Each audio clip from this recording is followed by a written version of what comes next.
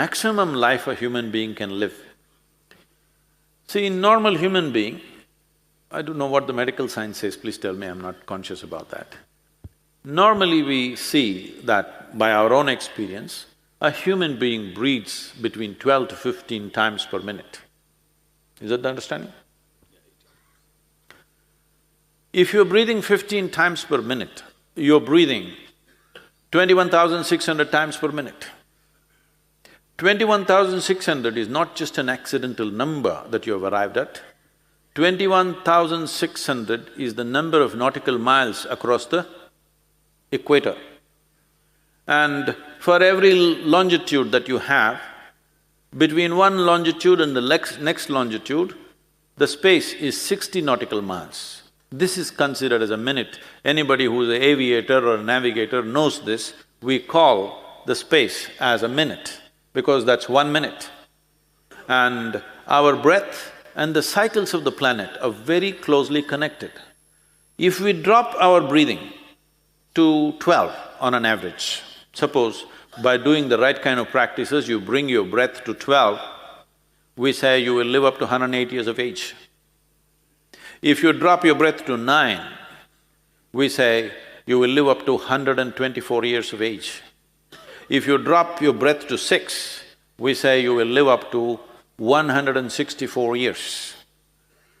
If somebody comes to a state where they come to a static breath, no breath for long periods of time, that means it's almost like you're hibernating and being reborn. Such a person, we call him a nirmanakaya, that means he recreates his own body. He goes into hibernation states and recreates his body. For him, we don't fix a time span, it is his choice how long he lives. Till he has a certain purpose, he may live and he will die when he's well. He will not die because of ailments, he will not die because of something, he will die when he is well.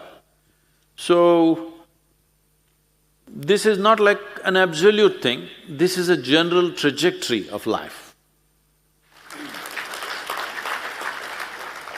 Sadhguru, we are having a lot of young doctors here, so I would like to ask 2 or 3 questions on behalf of them.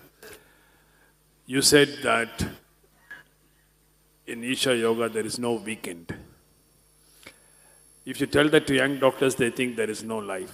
Because sadly, due to WhatsApp messages and Facebook and all the things that come, there's a big problem for the younger generation on work-life balance. So how did you manage to make a weekendless week? I'm just asking it in a selfish way for my hospital.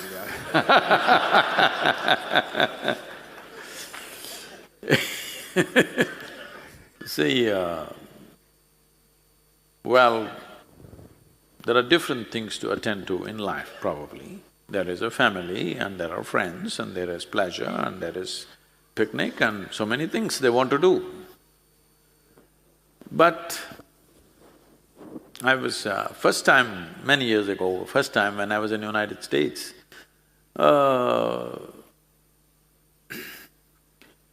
they took me to restaurants which was TGIF. I said, what's TGIF? They said, thank God it's Friday. I said, what? No, the thing is Friday afternoon means already they stopped working and they're thinking of a party. So they're living for the weekend. One who suffers the week and lives for the weekend is a very miserly life, isn't it? How come you don't enjoy the week? Only weekend? Simply because a whole lot of people, I am not commenting on your doctors, I'm saying generally a whole lot of people are doing things which don't mean a damn to them to themselves. It doesn't mean a damn thing to them. They're just doing it because it's a way of earning a living. Yesterday some television channel was misinterpreting what I said long time ago very badly. I said, when I was 10 years of age, I told my father, who was a very ardent physician, not a simple physician, very ardent. So all his life academically he's excelled in everything and a dedicated doctor. He became a doctor because he lost his mother when he was 4.5 years of age to tuberculosis. So there are very touching stories how he used to go to see his mother and she would put a towel on his face and kiss him because she was afraid she will infect him. And those days there was not much treatment, so they just built a house for her on a hillock, thinking that fresh air would cure her tuberculosis, but she passed away at the age of maybe 21 or so, 21 or 22 maybe, a young woman. So at that time, she told him, it's a very rich merchant family, where naturally by the time you're 12, you're into business.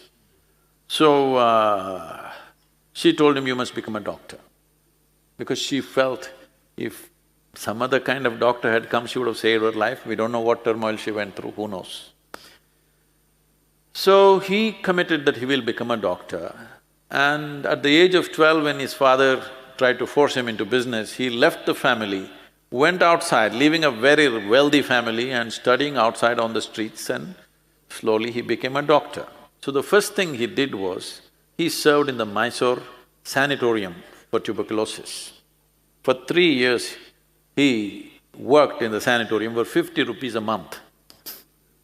So he is that kind of a doctor, totally dedicated. Later on, he served in the government, whatever. So his idea of success is, you must become a doctor. If you're not a doctor, you're no good for anything, at least when it came to his children. That is the expectation. So I didn't want to disappoint him later. So when I was 10, I told him, this is one thing that I'm not going to be.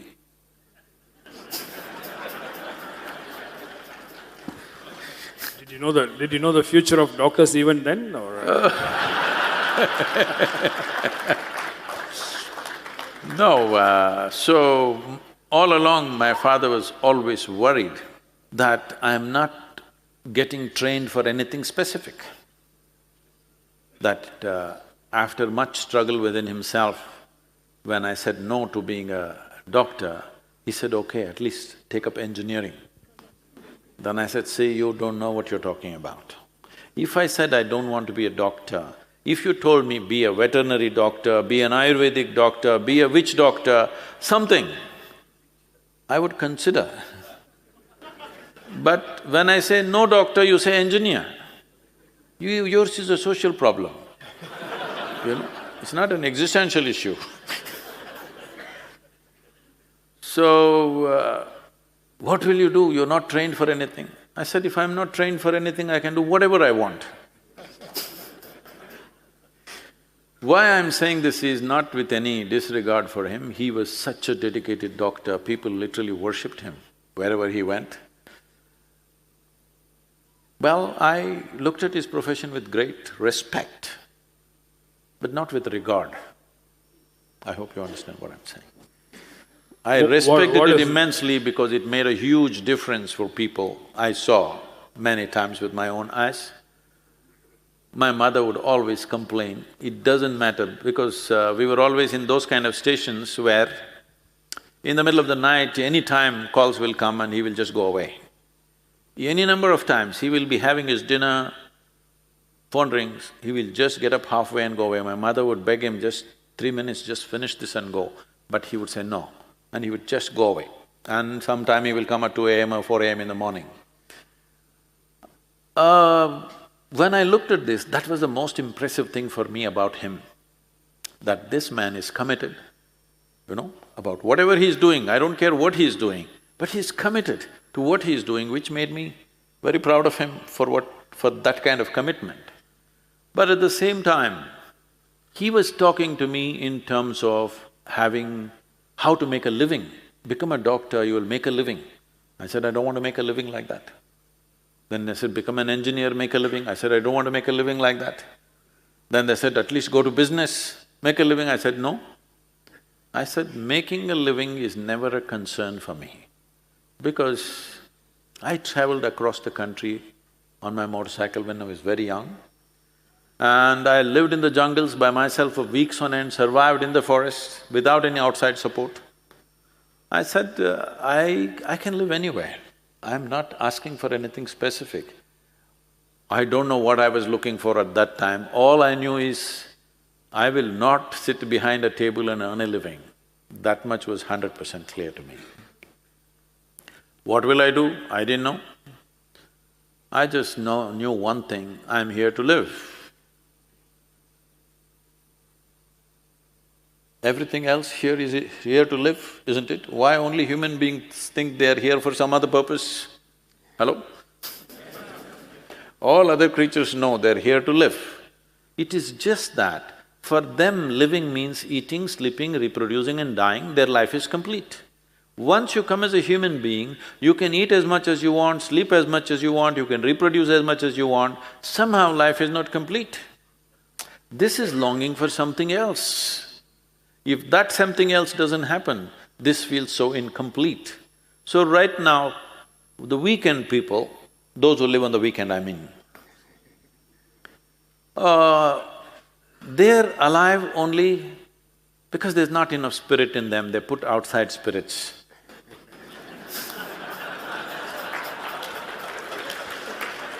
I'm so loaded with spirit. I didn't need any outside infusion. Anybody who comes, do you put blood infusion into them? Only when they have lost. When they've lost blood, you do blood infusion, isn't it? So only when you have lost your spirit, you do spirit infusion. I'm fully drunk all the time. So it never occurred to me that I have to infuse something from outside. So, it doesn't matter. They need a break for some purpose, that is perfectly fine. But it's very important that you don't make this distinction, what is work and what is life. If what you're doing is not your life, please don't do it. What you're doing is life, isn't it? You're fixing somebody's bone, it must be your life. It is your life, isn't it? You spend more time with broken bones than with your family, yes or no? So, which is life? Why this is not life and that is life? This is also life, this is one dimension of life, that's another dimension of life. How to distribute time? The requirement may be different from different people. For an individual person, he may need that much break, another person needs less break. Well, every weekend if you are at home, maybe your family enjoys it. In another family, every weekend if you're home, maybe they don't want you there. We don't know what's the situation, I'm saying it varies from person to person, from situation to situation. So, it's very important that we understand that from the moment we are born till we fall dead, we're doing only life, life and life alone, nothing else but life. So one last question before… you'll be knowing that there's a lot of doctor bashing in the media. So there is… Oh, you also… I thought there's a lot of guru bashing happening. No, it's against the whole community. You're just telling the wrong guy. So, I mean, it's natural for the doctors in training to feel that they are spending huge hours, long hours, they are working hard. Maybe a perception, but definitely most of the doctors in training work harder. They give much more than this, but they are not earning the respect any more than what kept the doctors of the previous generation going. In this demanding… I mean, there is a discrepancy of expectation, an expectation gap, both from the doctors to the society and society to the doctor. How do you keep the passion going in this trying circumstance? There are many aspects to this. Let's first of all look at the times in which we exist. In this culture, we always insisted education, health and spiritual process should never be commercialized. This has always been the norm. But we said this when these things used to be sponsored by a king or somebody. He sponsored the education, he sponsored the hospitals, he sponsored spiritual process. So, no charge for the people because it was sponsored by somebody.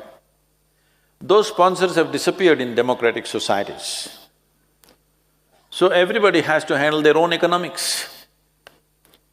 And whether it comes from your pocket or my pocket, somebody is spending for every activity that happens in the world. So that goes for medicine too, particularly because of technology and of course, there are many gray areas. Technology costs. Diagnostics is costing more than the treatment today. But because of this, many things are being caught in time. Otherwise, most people will die without a diagnosis. People are always thinking there is more cancer today, definitely there may be, most probably. But I think it's also a question of diagnostics. It's also a question of people living longer. When people died early, of course they died healthy. Oh, now when people are moving into 80s and 90s, of course they're having various issues. So, one aspect that's happened is medicine or health has become an expensive process. Modern medicine is a culprit in this, big time, because we have taken a complete turn towards it. We should have gone towards it selectively. Where it is necessary, yes. Selectively means there is one norm we could have employed. I'm not saying this is a perfect norm, but we could have. There is